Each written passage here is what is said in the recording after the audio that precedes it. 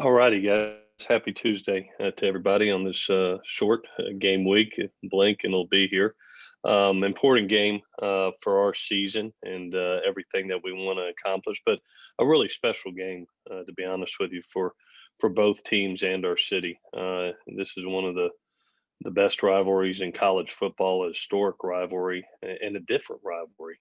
I've always thought, having a chance to be a part of this is going to be my 11th time in this game. And it's special because, you usually look at rivalries and they're within the same state, maybe. You think of Tuscaloosa and Auburn, Alabama, or maybe it's different states, this week, Michigan and Ohio State. This is different because we all live together. We all grew up together. We all recruited by both teams. We know each other, have relationships, and so it's a special contest. We've got a lot of respect for UCLA, especially the job that Coach Kelly is doing a tremendous job. His team has improved, I think, with each and every game, and are really playing good football. They're hot. They're hot right now. Offensively, have a host of weapons, especially in the backfield. You start with DTR.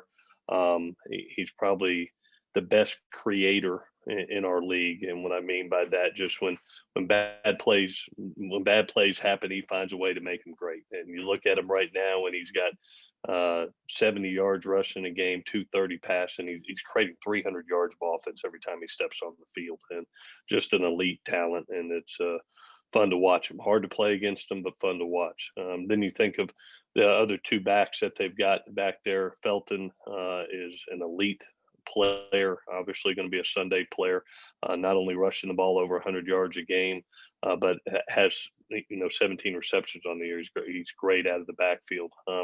And then Britton Brown has really come on and provided them even additional spark back there as a guy that's rushing for 6.3 yards a carry on his own. And is a physical back with tremendous speed. So they've got a nice 1-2 punch back there.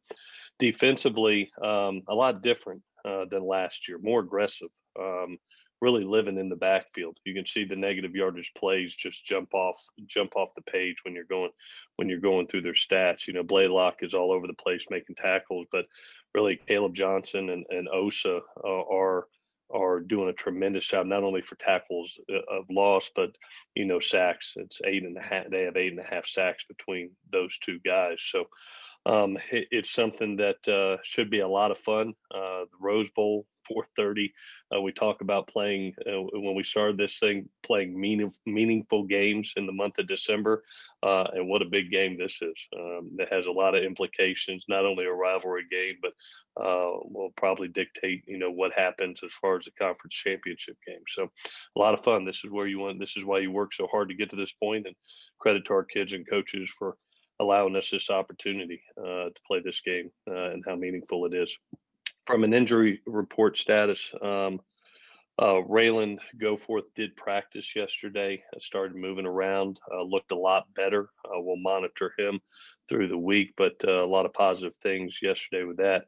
Liam Jimmons, actually we pulled him from the game on Saturday, and Jonah went in. He sublexed his elbow. It's the same elbow he dislocated before, and so he was a little tender yesterday. We did not practice him. We'll see how he goes. Throughout the week. Tough kid. It'll be day to day for him. And then we had two season-ending injuries, which were sad. Two really good players that were having really good seasons. Greg Johnson has a slight meniscus tear in his knee. It will require surgery this week and will end his season. And then Jude Wolf broke a bone in his lower foot that will require a pin and will require surgery. And both those rehabs will push past the season. Both those two kids had a tremendous season, playing great ball and have tremendous futures in this game. So with that, I'll take any questions that you have. Okay, thanks, Coach. Please raise your hand if you have questions. Keep yourself on mute. Otherwise, we'll start with Ryan Karchi. Good morning, Clay. Good morning. Obviously, I know you talked about taking what the defense gave you in that game on Saturday. when you look Mhm. back at the tape of the second half, what was your takeaway overall? Yeah, yeah. Ryan, I went back and watched it a couple times, and it looked like we all took turns. To be honest with you, I've always thought a good run game has to include all 11 men. Everybody thinks about the offensive and blockers, but it's also the wide receivers out on the perimeter being able to block. It's the quarterback when we have RPOs tagged making the right decisions. It's the runners making yards after contact and making safeties miss, and we just all took turns. I mean, I went back and watched it. There was a little bit more loaded box than I thought in the second half. They played a little more too high, than a lot more too high than they played in the first. But we still got some calls into a loaded box. But then we had a physical beat, a physical one-on-one beat on a counter play. We missed a twist game pickup on a draw. We had a couple times where the ball probably could have been spit out to the RPO versus a loaded box. And then, as runners, I talked to the guys yesterday about it. I thought we just got what was there, what was there rather than, they have done a great job this season in yards after contact and making people miss and creating explosive runs. They got us down. We had some opportunities one-on-one with a safety, and the safety made a great play, one for him. So I couldn't point out just one thing, Ryan. It was just I went through each and every play, and every play somebody else took a turn, and it was really one person. It wasn't an entire group, and it was at different positions. So I feel like we in the second half we all needed to do better across the board and express that to our football team. And I know that's going to be a point of emphasis for Graham this week, like it always is, with our run game and being able to lean on that when we need it. But that's kind of what took place in the second half. Just being honest, is they all took turns at each position. With how well Keaton was playing and the fact that you guys did have a 4-touchdown lead, basically, how concerned are you after a performance like that? Or do you just sort of chalk that up to, it's something that happens when you might take your foot off the gas a little bit in a game where you're leading that much? Yeah, I think Graham put it best. I thought defensively we kept our emotions up, and I told the team this yesterday. I thought that consistency of passion and energy I thought it stayed up. I thought offensively there was a little lull in the second half, and from an energy level, and it's natural, but it can't happen, especially in this game coming up, because you look at UCLA, and I go back and I think even last year's some of the games. I know we all remember the Washington State game. I think they're up. Washington State's up 49-17, and all of a sudden you blink your eyes and it's like 69-62 or something like that at the end. I think of our game last year. I mean, it was 38-14, and all of a sudden we look up and it's 45-35, and it's fourth quarter, and it's a ball game. And even this year, the Colorado game, it's 35-7. I mean, it's 35-7. Then you blink your eyes and it's 35-28. So this is a really important game to be able to play full 60 minutes to keep your foot on the gas pedal. I thought we did that defensively the entire night, especially with our energy. And we got to be able to do that consistently offensively. Not really worried about it. This team has taken coaching. That's one of the reasons I love them, Ryan. They're very coachable, and we've addressed things and they've fixed them, and they've improved as you look each and every week. They seem to improve each and every week, so they're headed in the right direction. And this is a coachable moment, and I know Graham and staff will do a tremendous job of getting the things that need to be fixed. Ryan Abraham. You're on mute, Ryan. Ryan, mute. There we go. All right. I hit it a couple times. Sorry. Morning. Morning. First couple games, obviously, you guys ran the ball well. You talked after the Arizona game about really to be a championship team running for 170 yards a game. That's something you wanted to be able to do. Mm-hmm. You won the last two games handily, but the rushing numbers have fallen off a little. Does that change the priorities for the offense at all? Like, do you need to be able to run the ball still, kind of be considered a championship team when you're still winning games without it? Yeah, I think so, Ryan. I really do. I think because at some point in time, if you go back to those first two games, there may be a game your quarterback's just slightly off, like the Arizona game, and you're going to need that rushing attack to be able to take some pressure off of him. And that 175 yards that happened in that game was important. And so it is a priority for us. It's something that we work towards. Now, I will say this: if you line up in cover 1 and cover 3 every snap, you're probably going to get a lot of throws from us, and that happened a lot, especially in the first half, more in the second half than I thought. We got a little bit more advantage coverages and didn't take advantage of it as well as we should have in the second half. But if you come to the park and play man, there's a good chance that you're going to see a lot of throws, and we bank on our playmakers making those plays, and they did. So it's something that we always want to improve on. I think it's a mark of a good offense is being able to run the ball when needed. Not to say that we're going to force the run. We're going to take what the defense gives us, but we could do better in that game, right? I mean, we all know it. I mean, as coaches, as players, we can do better than we did versus Washington State in the second half. And so we'll get to work on it this week, and hopefully it is better than it was last week. Adam Grossbard. Clay, can you see Talanoa playing more linebacker these last few games, even if Raylan gets back healthy?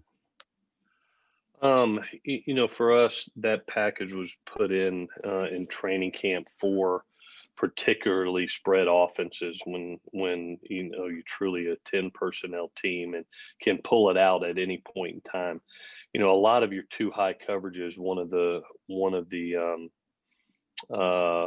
things that happens to you is people try to attack the middle of the field, especially vertically. I mean, you see us do it with Drake all the time, right? If we can get him matched up on a Mike linebacker, the first thing that's happened is he's going through the middle of the field and going to take that advantage.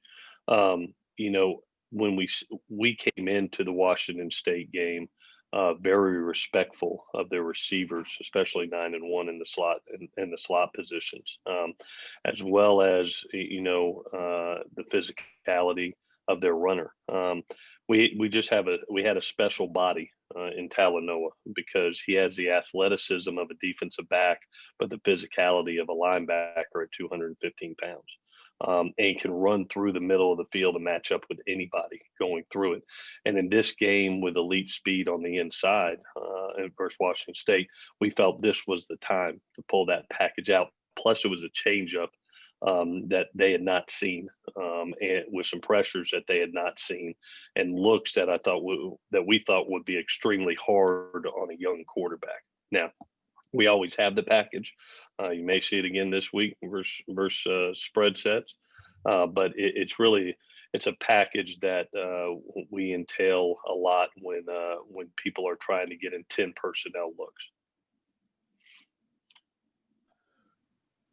Okay, we'll go to Antonio. Clay, how many players, if any, are you expecting back from COVID-19 protocol this week? Obviously, we got to go through the protocol and testing, so I don't have a crystal ball. I do anticipate us being able to get players back. I'll give you a better feel maybe Thursday on exactly where we're at. But I can tell you yesterday we had our first test. And we were all negative, which is great. We want to continue that trend. But we are scheduled to get more players back this week as long as testing goes well. And what was the conversation like this weekend or yesterday with EA when he told you he was going to enter the transfer portal? EA is a great kid and a great family, and has done a lot of service for our football team. He came in and basically said, "Coach, I want to explore all my options." Obviously, as a head coach, you can't really do anything to stop it. But I've always looked at these situations in a matter of being supportive. Went through the pros of staying and left the door open, and so we'll support him through it, and I hope he's back with us next semester. But that'll be a decision that he makes for himself, and we'll support them through those decisions. It's part of college football, especially over the last couple of years, I think, in all universities. And my manner has been one of support and trying to let kids figure out what's best for them. Okay, we have time for maybe one or so more while we wait for Graham to get on. We'll go to Ryan Young. Clay, we've talked a little bit about Nick Figueroa, but going back to his recruitment, you guys don't take a lot of JUCO guys. What convinced you that he was a guy worth taking from those ranks and he can make the jump for you? Yeah, it's kind of like, Ryan, I'll be honest with you, what he's doing right now. I remember them bringing him up to me, and watching the tape was just his consistency of play. You know, it really stood out to us game in and game out, just a physical toughness, a discipline about his game. A kid that never busted assignments, was a team kid, great student. He just had all the intangibles. And sometimes, you know, when you live in the state of California, there's so many great players that here's a kid that went to a smaller school and said, you know what, I think I can play even at a bigger stage. And so goes to junior college, makes that investment in himself. And you're right. I mean, we don't take a lot of junior college players, but in that situation, felt like we needed a little bit of an older kid, a mature kid, both physically and mentally, and he fit the part. And then you turned on the tape, and his consistency of play was tremendous. And so proud for him because one of the things that I really felt when T.O. came in, I thought our personnel really fit the system. And had my fingers crossed. I believed it, but you never know until you put it on the field. And now watching it, it's built for the kids that we have here. And so I think it's been a real advantage to him and credit to him, and excited about the way he's playing and proud for him. Thank you. Mm-hmm. All right, Clay, it's 8 o'clock. I know we need to let you go. Thank you for joining us. We do have Graham Harrell and Gary Bryant on the line, so we'll turn it over to them. Thanks, guys. Take care. And a reminder to raise your hand if you have questions for either Graham or Gary. Gary's coming off a 4-reception game, career high against Washington State. So we'll start. Shotgun, you had your hand up still? You have a question? Hey, Graham. Clay just talked about how you guys have been having lulls and went back to reference some games from last year. Why are you guys having those lulls and not being able to play a full 60 minutes as an offense? It's tough to, I'm not real sure. I think obviously that's something that we want to do. And, you know, when you get up early, sometimes it's hard to keep the energy up. And I think that's probably what happened. But obviously we're happy to be 4-0. Is that something that you can coach to change? You know, I think that's just something you have to continually preach, and it's part of having a great culture is, you know, even when you're up, be excited to play. And we talk about that all the time. And something that, like I said, we're working on. Ryan Young. Graham, Brett Nealon and Jalen McKenzie both kind of tweeted out, if only people knew what they went through last week. Can you give us a sense for how much that line actually got to work together in practice before the game? None, to be honest with you. You know, we didn't have any of our offensive linemen until Saturday, and they showed up and did a hell of a job on no practice. So, you know, those guys really did a nice job. They were the only guy that played in practice was Cortland, you know, and so the rest of those guys came out of a hotel on Saturday afternoon and showed up and played on Sunday. And like I said, I think it's a credit to them that they were able to still play at the level they played at. What was the apprehension of the coaching staff entering that game, not knowing what you were going to get from that unit, I guess? Well, the good thing about those guys, they played a lot of football games together. They have a lot of experience, and they, you know, like I said, that's a talented group with a lot of experience. Obviously, you can't replace reps. You can't replace seeing things and working and passing things off together. And so you're missing that by not having them on the practice field. But the thing about it is the way that our system's built. I think that you know, we have roles and if you just go out there and follow your rules and do your job, you still give yourself a chance to be successful. And that's what those guys did. And like I said, it's a credit to them, a credit to their talent and their experience that, for 2 weeks they have to be locked up because of contact tracing, they can still come out and perform at such a high level. Ryan Karchi. Graham, what was it that Keaton did especially well in that past game that maybe you might not have seen from him in the previous? I don't think he did. He just did his job at a high level, and that's what we expect out of Keaton. I think that those first couple of games, a ball slipped out of his hand, and then he started thinking the balls were slick. Well, I think that's kind of got out of his head, and he's just spinning the ball at a really high level. The thing about it is that first half they came out and tried to play us man, and that's not something we really expected. But when you have a talented receiving crew like we do, and a really good quarterback, and he recognizes that, you can score a lot of points in a hurry if a team tries to do that to you. And I think that Keaton recognized what he was getting. He attacked, he found great matchups and did a great job attacking it. I think he completed 17 straight to end the half, and that's pretty good. Some of it is the receivers making plays. Amenrall's the one touchdown to Amenrall, the 3rd and 9 play that he threw an inside fade to him. That was a heck of a catch. The goal line fade. They're both really good throws, but you got to have two guys. Amenrall's making good catches, and Keaton, like I said, recognized a good matchup and made a good throw. And so, I think more than anything, he's just relaxing and playing, and that's what we expect. Again, I think the first couple of weeks he thought those balls were slick, or they were slipping out of his hand. That kind of got out of his head, and now he's playing at a high level, or the level we expect him to play at.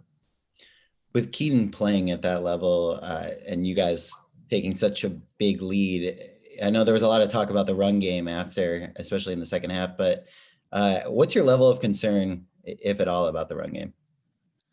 I think when the quarterback goes 17 of 17 and a half and throws 5 touchdowns, you're doing some things well. So that's our level of concern. Adam Grossbard. Graham, when the offensive line, had so little time to work together, does that make it more difficult to evaluate the run game? I think more than anything, the reason, like I said, the quarterback, if they're going to play man coverage, then your matchups are going to be on the perimeter. I think that Washington State came in with a plan to try to stop the run. And so they put extra people in the box and left themselves vulnerable on the perimeter. And when you do that, it can create, like I said, it can be a long night for you, especially when you got talent out there like we do. And so that's kind of what you saw. But yeah, I think that obviously having guys work together up front is you got to have it. It's tough. And they were trying to, do a lot of twisting and stuff like that to try to disrupt the run game and to try to create pressure in the pass game, with the pass rush. But again, to do that, if you're going to put extra people in the box, you're going to leave yourself vulnerable on the perimeter. And we took advantage of the matchups we had. Gary, just what are your thoughts getting to play your first USC UCLA game? It's definitely exciting, just knowing the history behind it. Obviously, it's going to be a different experience without it being fans, but just being on the field and being out there with the guys is definitely fun. Eric McKinney. Gary, with who is coming back at wide receiver for this team, I can't imagine it's the easiest group to break into for a true freshman. What's been that experience like for you, kind of pushing to get on the field this year? Just learning different techniques and things from the guys. Obviously, it's TV's an older guy. St. Brown, he's been here for a while as well. So learning what they do and then learning how to do it has just been good on my end. So when I'm their age, I know the ins and outs of it, and just being there behind them, they just teach me the way. Are there areas where you've seen your game really grow from taking things from different guys? Yeah, most definitely. From the first time I've been here till now, practicing now, it's just little things, little detailed things that they tell me with my routes and stuff like that, learning how to read defenses, college defenses when they're disguising and things like that. Shotgun. Graham, are there times when you have there's a priority to getting certain guys involved? I mean, Gary, this game, it looked like you guys were looking for him a little bit more. I mean, there's sometimes you guys have mirror routes and stuff. Do you say, hey, look for this guy first? No, I think that's just what, part of the quarterback.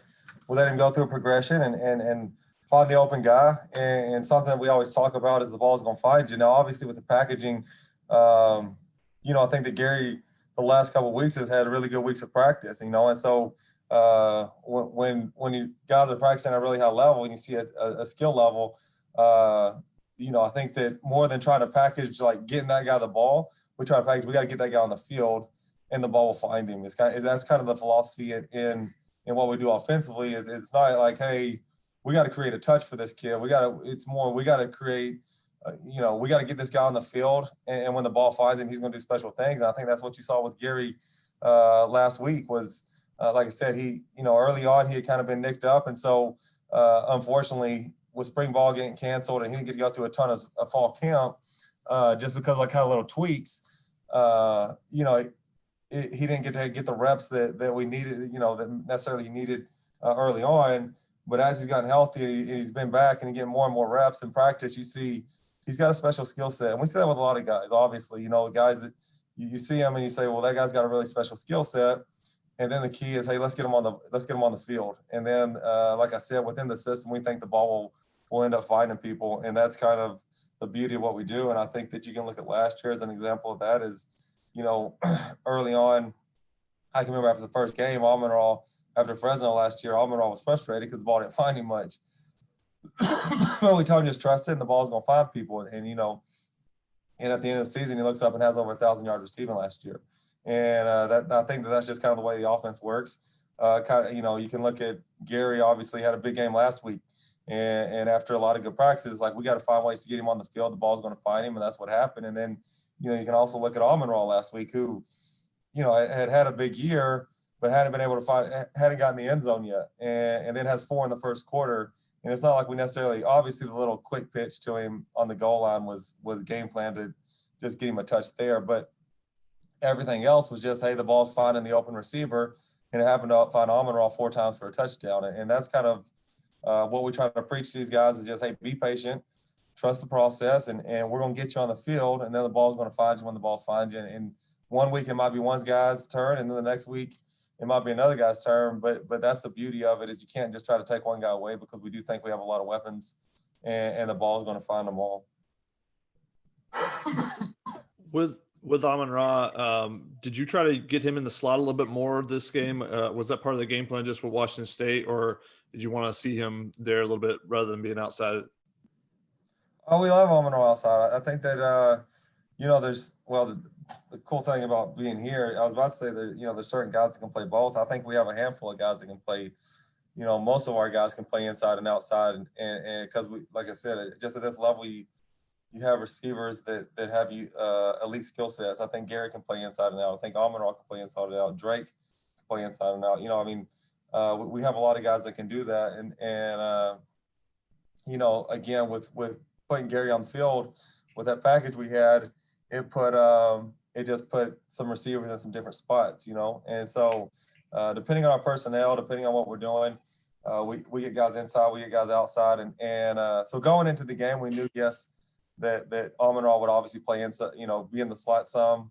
He played a lot outside as well, but with what we had going in, we knew it would put him inside some. And it's not like we didn't want him outside. We wanted him inside. It's just we felt like with that personnel grouping, putting those guys in those spots gave us our best chance to be successful, and that's what we did. And I think that obviously he had a special night.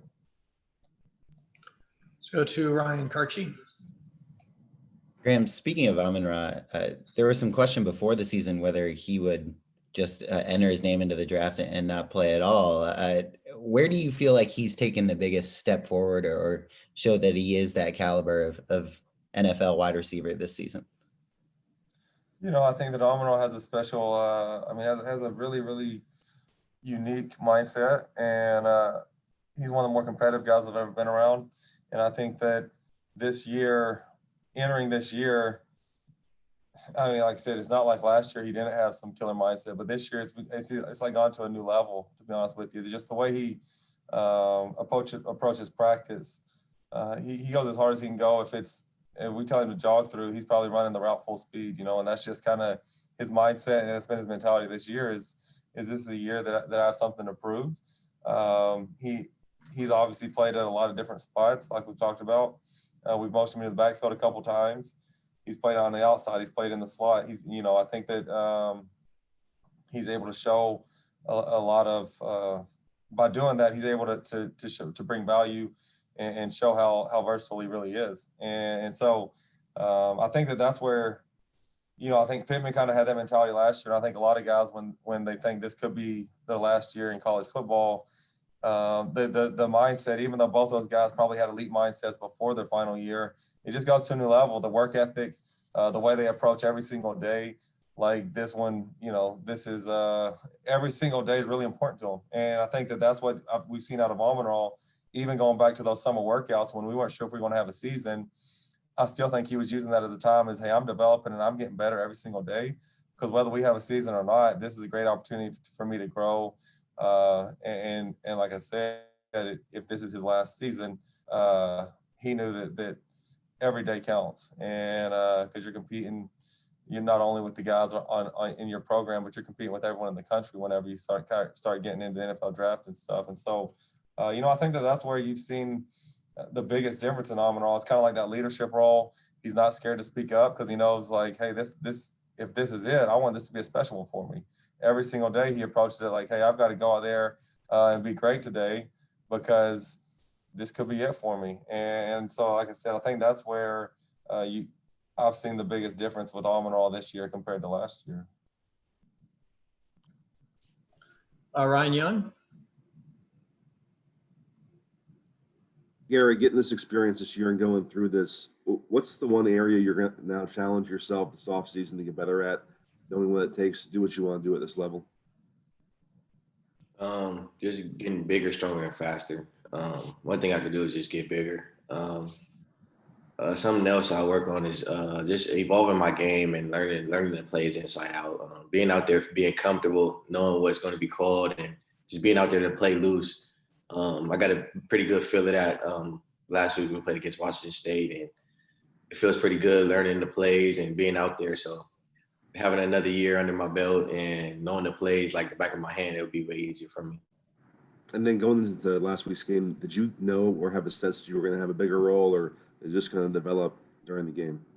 Well, we developed a package and we were running it all practice. I didn't know how much it was going to be called during the game, but I knew that it was going to be called. So I was just in my head was just taking the best chances I had when I was on the field. Ryan Karchi. Graham, you mentioned that Cortland was the only offensive lineman that was able to practice.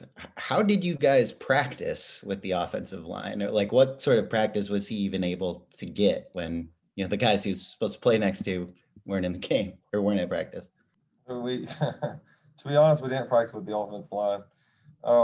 He just got to go over there, what we call the playpen over there. It's the turf, and he stayed in his playpen, and we stayed on the grass basically. But it was an interesting week of practice. I think that our skill guys really did a great job of, because we didn't have an offensive line, we weren't really able to do team periods, and so the team periods just became like 7-on-7 almost walkthroughs. But they did a great job of when we went against our defense, understanding this is our chance that we got to be great and we have to do a really good job of practicing at a really high level. And I think our skill guys did a great job of that, of going when we did 7-on-7 against our defense. And when we did 1-on-1s, the intensity level picked up because that was going to be our only chance to kind of get full speed reps of what we were working on that week. And then when we were supposed to go team, like I said, it was just kind of a 7-on-7 walk through just to kind of polish some plays. And they kept Casey and Cortland over there in the playpen and just did continual and individual and walk through some blitzes and stuff like that the best that they could to try to prepare them mentally to go play without getting a ton of physical reps. And like I said, it's a tough task. But I think that the guys that were out there, the young linemen that were out there, approached it really well. Like I say, Casey and Cortland were both together, both out there. And so those guys, I think, had the right mindset and understood that getting mental reps was going to be as important as anything, and seeing different things, and so that they could anticipate what was coming hopefully on Saturday. And then when the crew gets out there, just go try to play. And so, like I said, we didn't do we did zero teamwork last week because of the situation that we had. But that's just part of it, especially with the current circumstances. There's going to be some adversity that you face, and there's going to be some situations that aren't ideal, but you got to try to make the most of them. And that's what we try to do. Last one to Gary. Gary, they're starting to use you now more in kickoff returns also. How's that play into your skill set? Is that something you like to do? Yeah, most definitely. I love having the ball in my hands. So any aspect it is, just being able to contribute to the team on kickoff return, trying to get us big returns when we do have the ability to take it out the end zone or stuff like that. I definitely believe in what Coach Snyder is doing here, and it is going to play a big role in the season. Okay, I don't see any more questions. I appreciate you guys coming on. Graham and Gary, thanks. Good job. A reminder to the media, tomorrow at 8 a.m. we'll have Todd Orlando and Nick Figueroa will join us. Coach Helton will be back with us on Thursday at 8 a.m. And also a reminder that tonight at 7 we have a home basketball game. We hope to see you out there at that. So with that, thanks everybody for joining us, and we'll see you soon.